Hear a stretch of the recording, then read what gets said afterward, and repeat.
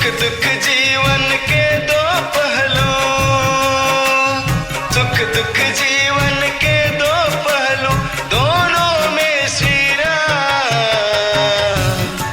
बोलो राम राम राम, बोलो राम राम राम, बोलो राम राम राम, बोलो राम राम राम, बोलो राम राम राम, बोलो राम राम राम।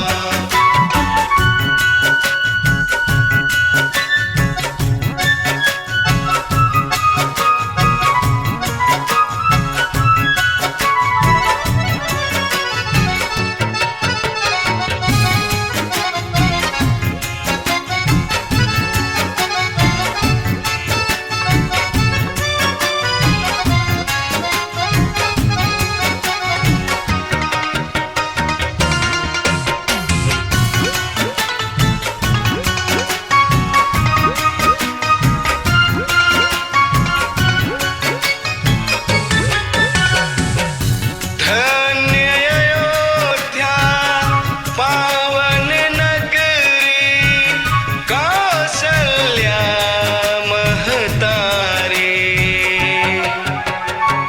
चैत्र सुदी नवमी को गूंजे, कनक भवन किलकारी।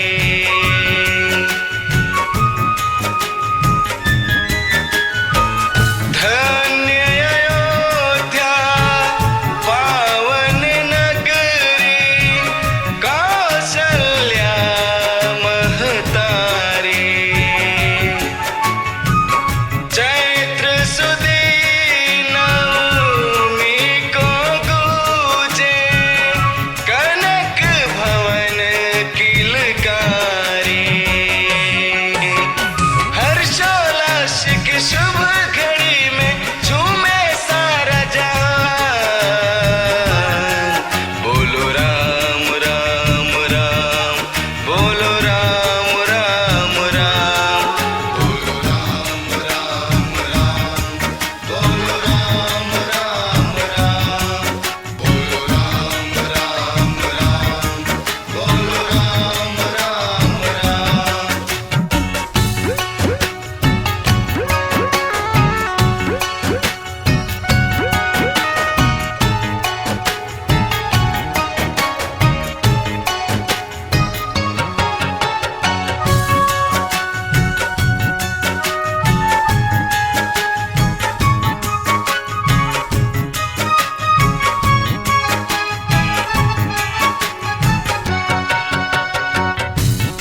नारायण से नर बने हरि, हनन हेतु असुरारी।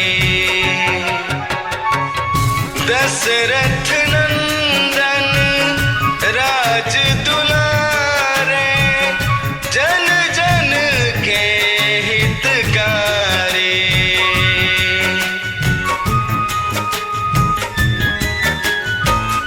नारायण से नर बने हरि, हनन हेतु असुरारी।